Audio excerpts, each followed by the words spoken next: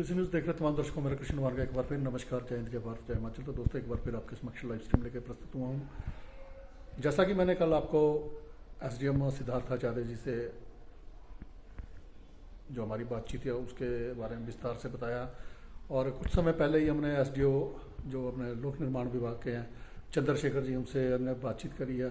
और इसी प्रकार मैं जो आज ब्यौरा लेने आया हूँ उपमंडल कंडाघाट का, जो हमारे तहसीलदार कंडाघाट हैं राजेंद्र कुमार जी, तो वो हमारे साथ हैं। तो आइए हमसे बातचीत का सिलसिला शुरू करते हैं। सर, आपका बहुत बहुत स्वागत है मेरे चैनल पर। तो मैं चाहूँगा जो हमारे सब डिवीज़न कंडाघाट में जितना भी एरिया आपके पास आता है, पिछले लगातार 3-4 दिनों से जो बारिश का आलम था, बड़े भयंकर रूप से बारिश हुई है और बड़ी भारी क्षति जो हमारे इलाके में हुई है। तो रेवेन्यू रिकॉर्ड के हिसाब से आप जो आपके पास डाटा एकत्रित हुआ या आप कहीं फील्ड में गए हैं, तो क्या कहना चाहेंगे इस बारे में? सबसे पहले मैं आपका धन्यवाद करना चाहूँगा कि आपके माध्यम से हम इस जो बारिश के दौरान जो बहुत ही नुकसान हुआ है हमारे कंडाघाट तहसील के अंतर्गत जो भी विभिन्न गांव आते हैं उनके बारे में, तो इसके बारे में मैं बताना चाहूँगा कि तहसील कंडाघाट के अंतर्गत जो हाल में जो वर्षा हुई है और जो जारी है, बल्कि अभी भी जो है हम यही कह सकते हैं, क्योंकि मौसम अभी भी अनिश्चितता का दौर बना हुआ है मौसम के इसमें जो है ना। तो मैं बताना चाहूँगा कि कंडाघाट के तहत हमारे जो है ना अभी कोई 13 से 14 मकान जो है ना क्षतिग्रस्त हुए हमारे, ठीक है, जिसमें 3 मकान तो बिल्कुल ही डैमेज हो गए पूरी तरह से जो है ना। और कुछ काउ शेड्स वगैरह जो है ना, गौशालाएं वगैरह, इस तरह की जो प्रॉपर्टी जो थी लोगों की जो है ना गांव में और शहर के नज़दीक जो भी है वो भी डैमेज हुई है इसमें जो है ना। और बगीचों को भी नुकसान पहुंचा हुआ है यहाँ पे, और रास्ते, सड़क वगैरह अन्य नुकसान अन्य विभागों से रिलेटेड भी जो नुकसान है वो हर विभाग अपने तौर पर देख रहा है इन चीज़ों को। जैसे रेवेन्यू डिपार्टमेंट का जो राहत नियमावली के तहत जो आते हैं हमारे पास जो है ना, तो उसके बारे में हमने जो आपके माध्यम से जो जानकारी पहुंचाना चाहेंगे वो ये कि हमारे 3 मकान कम्प्लीटली डैमेज हुए हैं, कोई 10 के आसपास पार्शियली डैमेज हैं, और कम से कम 7 हमारी काउ शेड्स, गौशालाएं जिनको नुकसान पहुंचा हुआ है। इसके अतिरिक्त भी कुछ ऐसे वो है जो लोगों की प्रोटेक्शन वॉल होती है घर के आगे की, पीछे की और खेतों की, इसकी बहुत सारी डैमेज रिपोर्ट हमारे पास आई है, और जिसके बारे में हम राहत नियमावली के तहत जो है ना डैमेज रिपोर्ट्स और उनके राहत नियमावली के तहत जो भी राहत राशि मुहैया करवाई जा सकती है या प्रदान की जा सकती है नियमावली के तहत, वो हम प्रदान करने की कोशिश करेंगे। इसके अतिरिक्त उपनलाधिकारी कंडाघाट के माध्यम से हमें जो राहत सामग्री जो प्राप्त हुई थी उसकी भी लगभग हमने लोगों तक पहुंचा दिया, कुछ बची हुई है वो भी हम पहुंचाने वाले हैं। और क्योंकि बारिश का दौर अभी भी जारी है और बरसात जिसको हम कह सकते हैं कि अभी जस्ट शुरू हुई है, तो बचाव के तौर पर हम लोगों से यही चाहेंगे कि अपने एहतियाती उपाय अपनी प्रॉपर्टी से रिलेटेड है, अपनी जान से रिलेटेड है, किसी रिलेटेड है, तो अपने स्तर पर पूरी तैयारी करके रखें चीज़ में, अपने आप को सेव करने के लिए अपने जो प्रॉपर्टीज होती है आपके, जो पशु वगैरह है, कुछ भी है जो है ना, तो उन चीज़ों को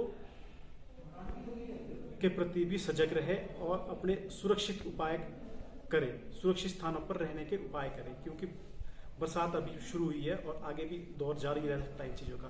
तो ये जानकारी मैं आपको देना चाहूँगा। बाकी हमारे को जो भी और डैमेज रिपोर्ट हमारे पास डेली आ रही है हर दिन की, उसकी हम सूचना अपने उपमंडलाधिकारी कंडाघाट को भी और डीसी ऑफिस को भी भेजते रहते हैं।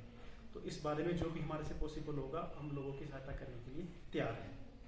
तो सर, जो आंकड़ा है इस समय, जो नुकसान का टोटल आंकड़ा है, तो कितना का नुकसान इस समय हो चुका है? अब आंकड़ा कोई डेफिनेट आंकड़ा नहीं, पर मैं बता सकता हूँ कि 1 करोड़ के आसपास की तो डैमेज रिपोर्ट्स हमारे पास आ चुकी है लगभग, जिनके बारे में हम कह सकते हैं जो है ना।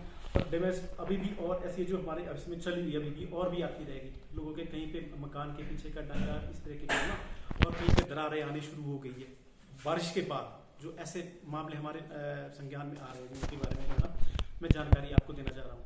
तो डैमेज अभी बढ़ती जाएगी और भी जो है ना, तो इसको देखते हुए मैं ये कह सकता हूँ कि इससे भी हमारा आंकड़ा ऊपर का पहुंच जाएगा इन चीज़ों में।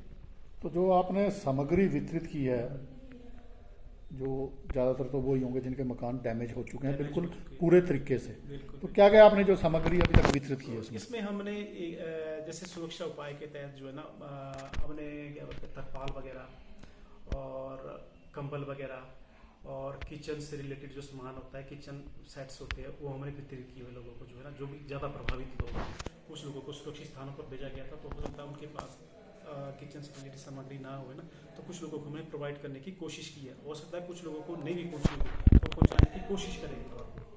तो मैं चाहूँगा सर, जैसा कि कल मैंने हमारे जो SDM साहब है सिद्धार्थ आचार्य, उनसे भी हमने रिक्वेस्ट की थी नंबर की, और हमने आपका नंबर भी अपने चैनल पे डाला है।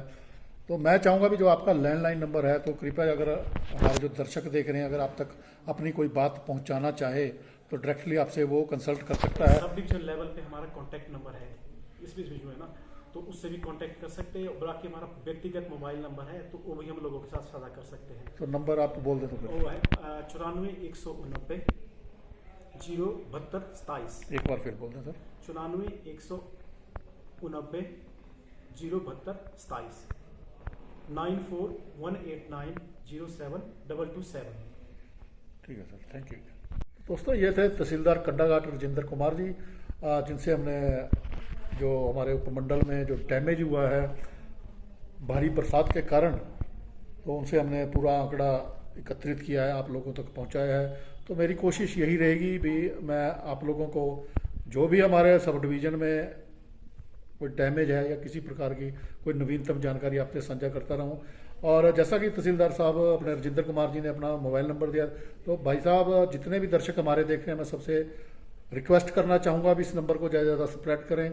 कोई भी व्यक्ति जो दूर दराज के क्षेत्र में रह रहा है और अगर उसकी कोई गौशाला है या मकान डैमेज हुआ है या किसी प्रकार की क्षति उसके खेतों को हुई है, उसकी रिट्रेनिंग बॉल को हुई है, तो वो सीधे संपर्क तहसीलदार कंडाघाट से कर सकते हैं। तो इसी प्रकार आपके समक्ष मैं फिर कहीं से लाइव स्ट्रीम लेके प्रस्तुत होऊंगा। तब तक इंतजार कीजिए। जय हिंद, जय भारत, जय हिमाचल।